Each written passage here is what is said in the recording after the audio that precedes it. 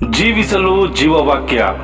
ತರುವಾಯ ದೇವರು ಸಂಜೆಯ ತಂಗಾಳಿಯಲ್ಲಿ ತೋಟದೊಳಗೆ ಸಂಚರಿಸುತ್ತಿರುವಾಗ ಆ ಸ್ತ್ರೀ ಪುರುಷರು ಆತನ ಸಪ್ಪಳವನ್ನು ಕೇಳಿ ಆತನಿಗೆ ಕಾಣಿಸಬಾರದೆಂದು ತೋಟದ ಮರಗಳ ಹಿಂದೆ ಅಡಗಿಕೊಂಡರು. ಮೊದಲ ಮನುಷ್ಯನು ಮಾಡಿದ ಆ ಒಂದು ಪಾಪ ಸಂಪೂರ್ಣವಾಗಿ ಮಾನವನ ಸ್ವಭಾವವನ್ನು ಮತ್ತು ಇಡೀ ಲೋಕದ ದೆಸೆಯನ್ನೇ ಬದಲಾಯಿಸಿತು. ಪಾಪ ಎಂದರೆ ದೇವರ ವಾಕ್ಯಗಳಿಗೆ ಅವಿಧೇಯರಾಗುವುದು, ಸರ್ವಶಕ್ತನಾದ ದೇವರಿಗೆ ವಿರುದ್ಧವಾಗಿ ತಿರುಗಿ ಬೀಳುವುದು, ಆತನ ತತ್ವಗಳನ್ನು ಒಪ್ಪಿಕೊಳ್ಳುವಲ್ಲಿ ವಿಫಲರಾಗುವುದಾಗಿದೆ. ಅದು ಒಬ್ಬನು ದೇವರ ವಾಕ್ಯಗಳನ್ನು ಮತ್ತು ಚಿತ್ತವನ್ನು ವಿರೋಧಿಸಿ ತನ್ನ ಸ್ವಂತ ಬಯಕೆಗೆ ಅನುಸಾರ ನಡೆದುಕೊಳ್ಳುವುದಾಗಿದೆ.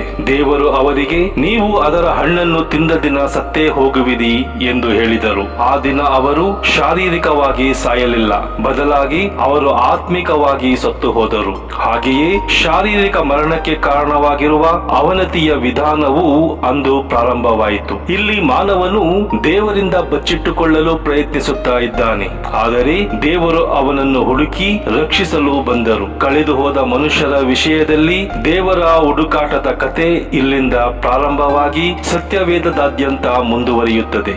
ಆಗಲೂ ಮಾನವರು ದೇವರ ಬಳಿಗೆ ಹೋಗಲಿಲ್ಲ, ಈಗಲೂ ಹೋಗುತ್ತಾ ಇಲ್ಲ. ದೇವರು ಆಗಲೂ ಮಾನವನನ್ನು ಹುಡುಕಿದರು ಮತ್ತು ಈಗಲೂ ಹುಡುಕುತ್ತಲೇ ಇದ್ದಾರೆ.